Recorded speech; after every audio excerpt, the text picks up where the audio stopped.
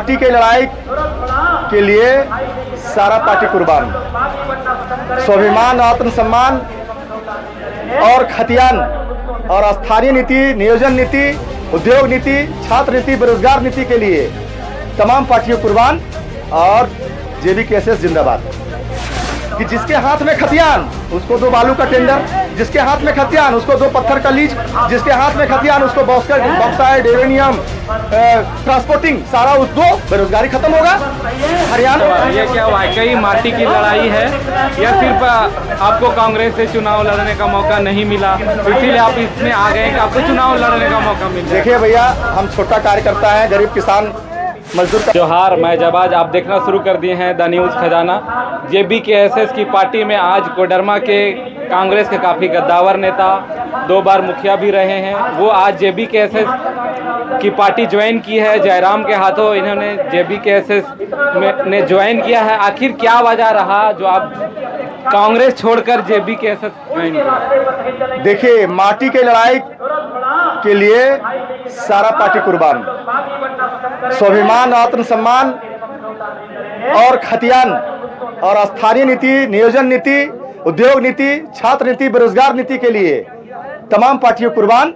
और JBKSS जिंदाबाद।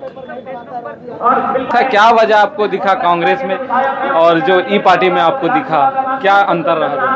देखिए, झारखंड बने 23 वर्ष हो गए।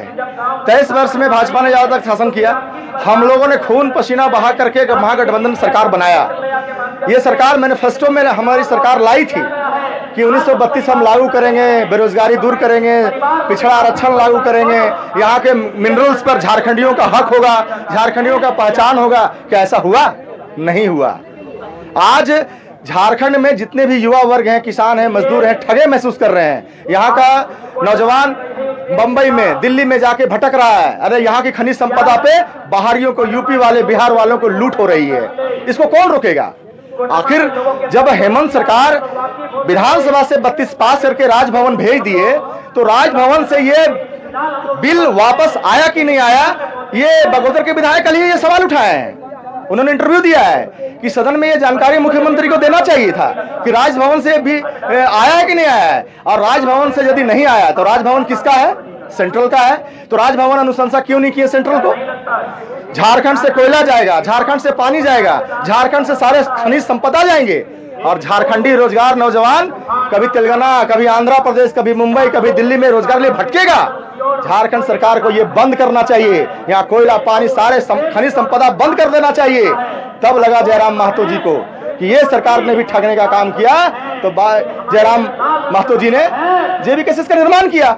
हम लोग इनके विचार और इनको नीति से और माटी की लड़ाई के लिए समर्थन दिए हैं ताकि आने वाला पीढ़ी जो हमारा झारखंड का जो निवासी है, मूलवासी, आदिवासी है, वो कम से कम याद रखेगा कि हमारे पुरखों ने, हमारे पूर्वजों ने लड़ करके झारखंड के जो पहचान था वो पहचान को बरकरार रखा।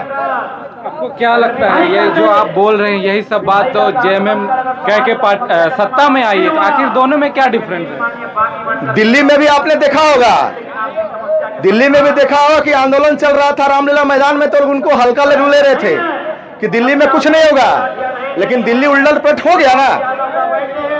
JBKSS को भी लोग को लग रहा हो कि भीड़ आ रहा है, वोट में नहीं बदलेगा, लेकिन झारखंडी जितने मानव हैं, यहाँ जितने स्टूडेंट हैं, नौजवान हैं, वो शपथ इस बार ले लिए हैं कि 2024 में 81 विधानसभा पे JBKSS का उम्मीदवार आएगा और जिता करके यहाँ के नौजवान, किसान, मजदूर, महिलाएं, झारखंड मूलवासी, आदिवासी, माइनॉरिटी, SC ST सारे वर्ग के लोग भेजेंगे और जयराम महतो के नेतृत्व में सरकार बनेगा। और हर एक विभाग में चाहे बेरोजगारी हो, गरीबी हो, भ्रष्टाचार हो, सभी चीज मिटाने का काम होगा। भ्रष्टाचार तो 0 टॉलरेंस की नीति पे अपनाया जाएगा। सत्ता पक्ष के जितने लोग हैं आप लोग पर आरोप लगाता है, आपके पार्टी के ऊपर आरोप लगाता है कि ये BJP के B टीम है।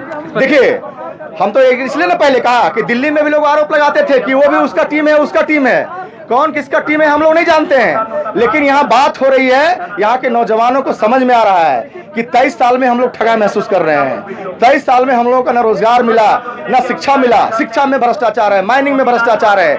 इसलिए तो हम लोग कह रहे हैं कि जिसके हाथ में खतियान उसको 2 बालू का टेंडर, जिसके हाथ में खतियान उसको 2 पत्थर का लीज, जिसके हाथ में खतियान उसको बॉक्साइड, यूरेनियम, ट्रांसपोर्टिंग, सारा उस दो, बेरोजगारी खत्म होगा। हरियाणा से आएंगे बालू के टेंडर कंपनी वाले, राजस्थान से आएंगे, बिहार से आएंगे, यूपी से आएंगे। क्या हमारे नौजवान पढ़े लिखे लोग नहीं हैं? हर एक साल 3 लाख 4 लाख इंटर और मैट्रिक में नौजवान पास करके बेरोजगार हो रहे हैं। यहाँ तो पता ही नहीं है, रोजगार हमारा बेचा जा रहा है। अभी आउटसोर्सिंग के मामले से आप प्रखंडों में, जिला में देखेंगे, हरियाणा, पंजाब, बिहार, यूपी के लोग बहाल हो रहे हैं। तो सरकार की नीति गलत है और उस नीति के खिलाफ हम लड़ रहे हैं। और जेबी केसेस का सरकार बनेगी, तमाम नीतियों को संशोधन किया जाएगा और झारखंडियों को रोजगार दिया जाएगा, भ्रष्टाचार जीरो टॉलरेंस की नीति अपनाई जाएगी।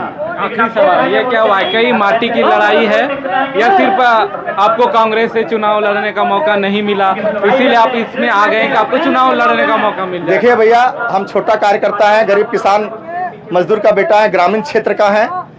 चुनाव लड़ने को इच्छा नहीं थी, इसलिए मैंने नहीं छोड़ा। मैंने ये कहा कि स्वाभिमान, आत्मसम्मान और खतियान के लिए, माटी की लड़ाई के लिए, यहाँ के नौजवानों को रोजगार के लिए, यहाँ के भ्रष्टाचार के लिए जयराम महतो के साथ हम लोग आए हैं। और जिस तरह से समर्थन, अपार समर्थन झारखंड में मिल रहा है, निश्चित रूप से जेबी केसेस की सरकार बनेगी और ये तमाम बिंदुओं पर काम होगा और झारखंडियों में लगेगा 2024 के बाद जब सरकार बनेगी तो झारखंड का एक नया उदय हुआ, झारखंड का एक नया निर्माण हुआ है। तो ये थे हमारे साथ रविशंकर यादव जी, जो कांग्रेस के काफी पुराने नेता हैं। वो आज जेबी केसेस ज्वाइन किए हैं अपने समर्थकों के साथ।